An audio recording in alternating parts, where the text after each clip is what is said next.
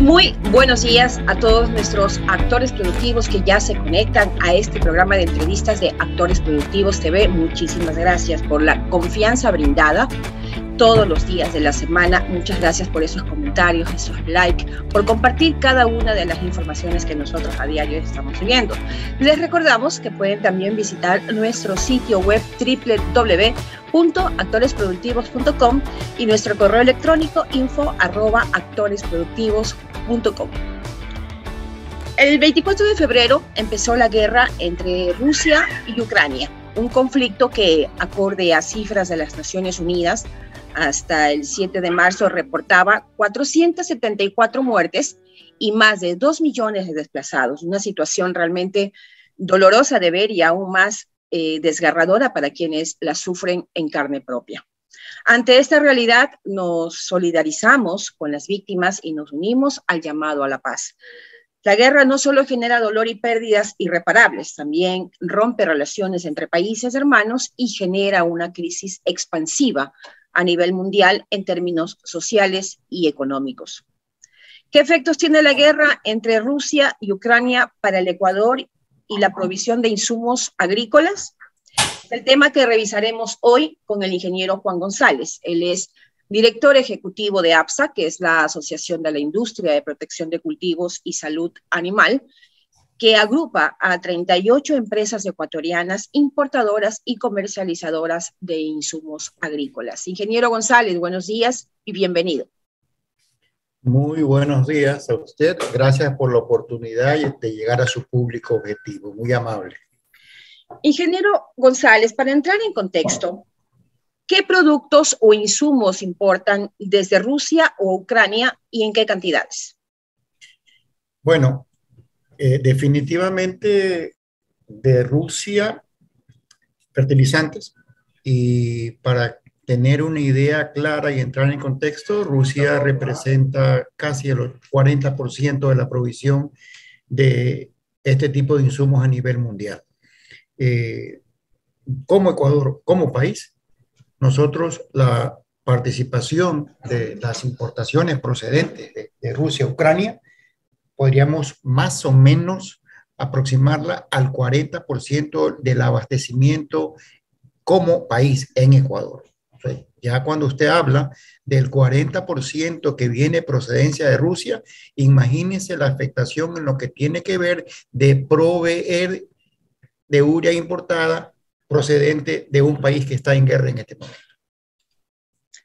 El conflicto bélico entre Rusia y Ucrania, ¿cómo impactará en el suministro y costo de los fertilizantes de ingeniero? Y además, mi pregunta es si esto afectaría también al costo de los alimentos. Bueno, yo le agradezco su pregunta porque yo creo que este conflicto bélico va a permitir a nosotros ponernos a analizar en verdad cómo se afecta la producción de alimentos en Ecuador por estos temas que a veces piensa el agricultor que no tiene nada que ver el conflicto allá en otro lado del mundo en cuanto a lo que se refiere a su trabajo como productor de alimentos. Entonces, si hablamos de la afectación en los costos de importación, lo primero que tenemos que analizar es el precio del producto afuera, en este caso la urea. La urea se ha disparado considerablemente y a lo menos en los 12 primeros días del conflicto, creo que estamos ya en el 16, hoy conversando con usted, pero a los 12 días que hicimos la medición, el impacto para la urea ya estaba en 25%, es decir, su precio subió 25%. Recuerde usted que nosotros ya veníamos anticipando una alza de precios de insumos, por lo que ya sucedió más o menos al finalizar en el 2001, que se lo conoció como la crisis de los contenedores, que se lo analizó con la logística en puerto y que simple y llanamente era nada más activación por post-COVID. Esa reactivación post-COVID que complicó toda la logística de la importación a nivel mundial, eso pasó y llevó a una urea casi a duplicar su precio a nivel internacional. Por lo tanto, estábamos hablando en Ecuador, cerremos en cifras casi cerradas, digamos. O sea, la urea estaba en $20. No hablemos si era 18.50, 19, $20. Luego de lo que sucedió por la reactivación post-COVID a nivel mundial, la urea pasó de 20 a $40. Nosotros anticipábamos que la urea iba a llegar no solamente a 40, sino que iba a seguir en su escala. Estoy hablando de ya lo que sucedió hasta diciembre del año pasado. Y luego de esto, cuando ya parecía que las cosas se estaban asentando, que el mercado mundial ya estaba regresando un poco a los niveles no del punto de partida, porque nunca regresamos al punto de partida, pero la urea cuando ya comenzábamos a decir que quizás llegar a los 50, se paró un poco ese alza y comenzó a mantenerse en 40, 38, 35. Cuando la urea estaba ya en 38, $35, viene el conflicto y otra vez la pone en 50. Y el día de hoy no sabemos en cuánto va a llegar. Ingeniero, en época de pandemia, ¿de qué manera ustedes trabajaron para de pronto minimizar esta subida de costos a los agricultores? En el momento el impacto no fue en pandemia, el impacto fue post-pandemia. En la pandemia no hubo inconvenientes en cuanto a suministro ni nada. El agricultor no paró y si el agricultor no paró, nosotros menos. Nosotros seguimos produciendo, seguimos entregando, seguimos dándole el insumo al agricultor, porque eso también tenemos que tomar en cuenta. No se trata solamente del precio. Recuerde que hay un dicho en el mercado, no hay producto más caro que el que no hay. Deberíamos de estar preocupándonos ya por esa parte. Si el 40% de la urea que venía procedente o de fertilizantes en total desde Rusia, y si se mantiene el conflicto, ¿de dónde vamos a sacar ese abastecimiento de fertilizantes a nuestro sector productor de alimentos? Es algo que nos debe estar preocupando a todos, porque estamos hablando de alimentos. Esto no es que el importador de urea va a perder uno que otro dólar. Pensemos más en cómo le afecta esa subida de precio a los costos de producción de arroz, de maíz, de papa, banano, flores, todo lo que usted quiera hablar. Con muchísimo gusto estamos a la orden para analizarlo. Pero yo escucho en los medios, sí, hay una preocupación porque los fertilizantes se fueron por los cielos, entonces los costos de producción también van a ir. ¿Y qué va a pasar en el mercado internacional? ¿Y qué va a pasar en el nacional? ¿Alguien se está preguntando qué va a pasar con las personas que están perdiendo sus ingresos? ¿Alguien está pensando en el desempleo? No se trata solamente de que nosotros como importadores de insumos se nos está encareciendo el producto afuera. ¿Cómo mantenemos el abastecimiento acá? No se trata solo de eso. Y aquellas personas que van a perder sus empleos porque el mercado en Rusia se está perdiendo, porque no se puede venderle a Rusia, porque no se le puede vender a Ucrania, y entonces toda esa producción que ya no tiene cabida en estos países, ¿qué va a pasar? ¿Vamos a dejar de producir en Ecuador? Ok, entonces nos tocará producir el 40% menos en banano.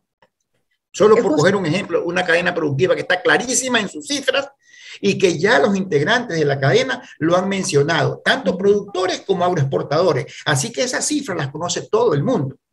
Esa afectación del 40% para el banano significa pérdida de empleo. ¿Qué vamos a hacer? Porque todos sabemos qué sucede cuando a la gente se le pierde el empleo. Entonces, ¿cuál es la alternativa?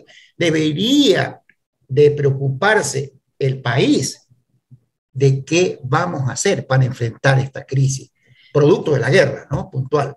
Ingeniero, hay algo que usted mencionó y que es muy importante, abastecimiento. El año pasado ustedes aseguraron abastecimiento para el ciclo de invierno 2022. Mi pregunta es, con este tema de la guerra, ¿ustedes podrían asegurar abastecimiento para el siguiente ciclo productivo? Es un poco difícil Eso es como que usted me está pidiendo que yo tenga una bolita de cristal para saber lo que va a suceder. En realidad, todo depende del tiempo que dure la guerra. Hasta el día de hoy le puedo garantizar que el mercado está abastecido para el día de hoy. Y quizás estamos hablando de marzo, abril.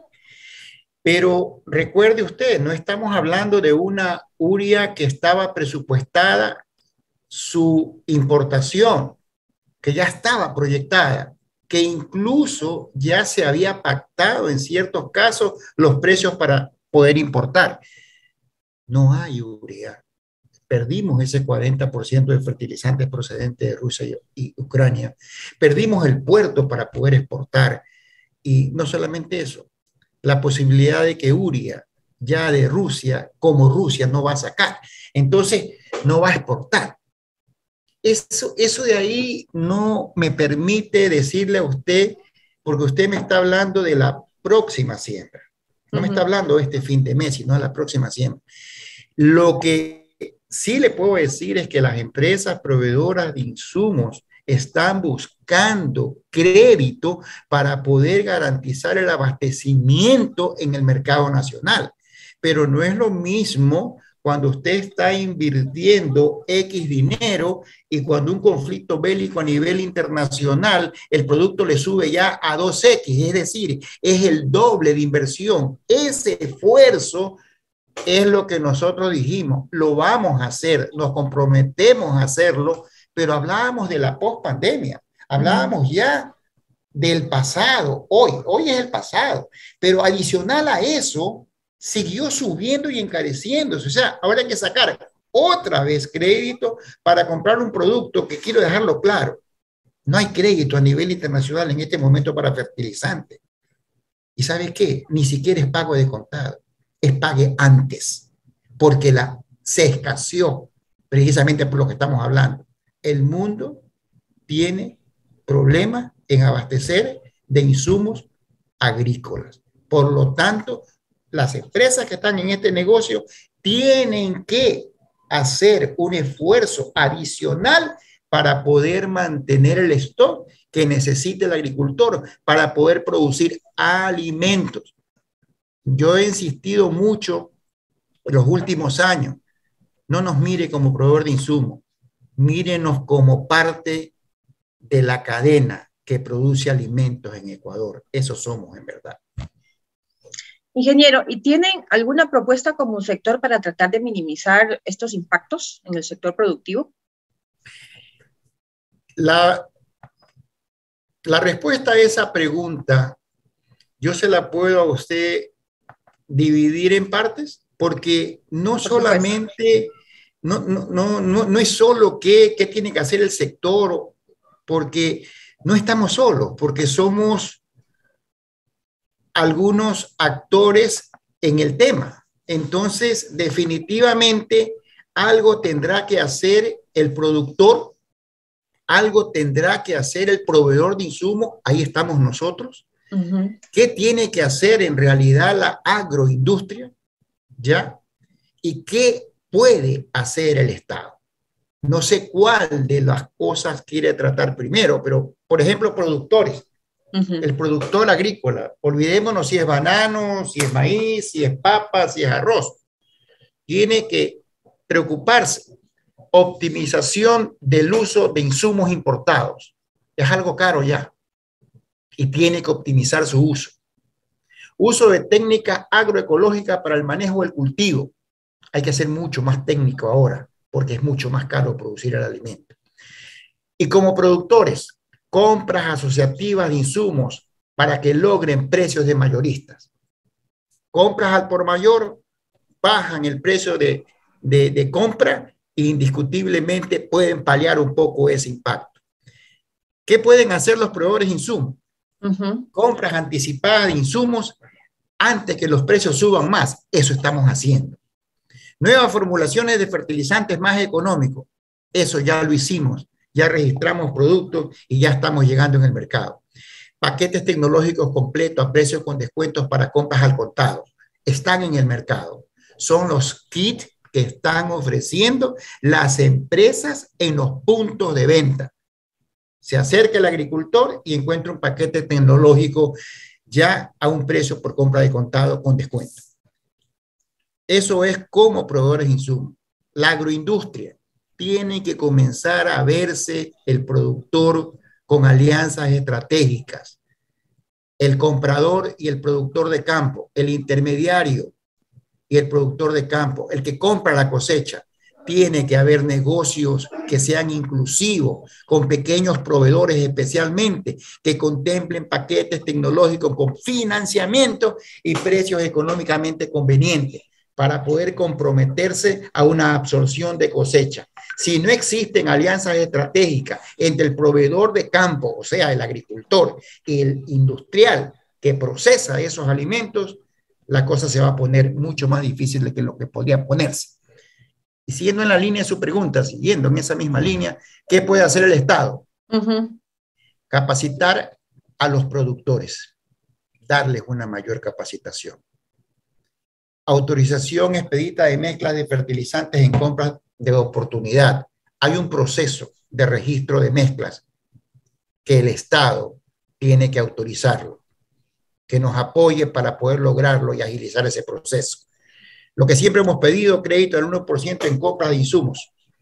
Subsidio, que llegó el momento, pero el subsidio que no esté contemplado para la industria, para la agroindustria, el subsidio es para permitir que el agricultor siga produciendo y no llegue al desempleo. La ayuda es al agricultor.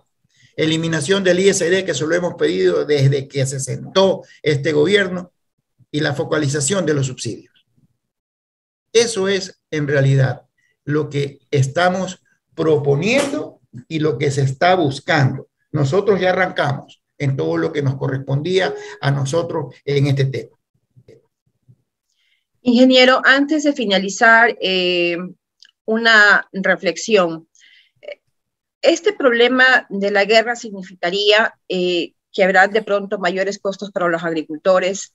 ¿De pronto va a haber algún menor rendimiento en los cultivos, lo que se puede traducir en alimentos más caros?